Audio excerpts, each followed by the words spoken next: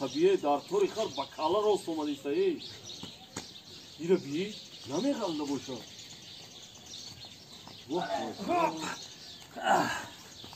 السلام علیکم و علیکم ساده چینجی برادر کار خوبه همه طرف چینجی اکو راستی گپ خودت میدونی که من نویره اشتراکچی جنگ بابای خالدار بویم با خودت میدونی که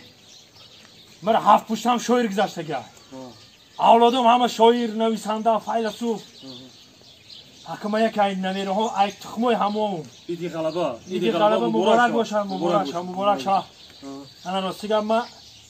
تو با فکرم که دیدی ما با کلا در طور خر راست رفته ایستادم حیران شدی که من چند بار در خونه میبینم که تو با کلا راست خوبی اینو طوری خر نمیبینم با کلا اومدی انم خیلی من با کلا کی باشم ایجاد میکنم الهام میاد این حاضر رپ میخونن کو رپ حاضر جواب مستر سلام میگن کو اگه پدری سخنده اگه ما اولادان هم خیلی گذاشتگیم ده اولادان برای همه یک کم ترک هم پایان کار دارم دوستم کارم بود میکنم یا بس صحبت میکنم بعد من برای نهمی مای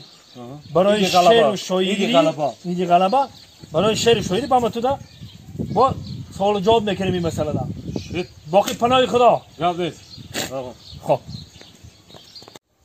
دختری پادوانم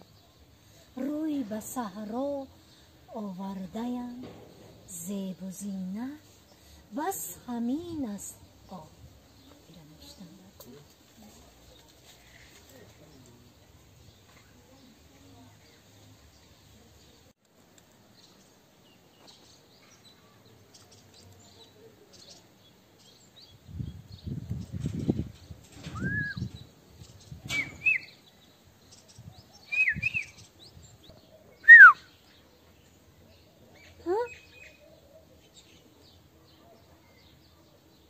زمین کفید و برآمد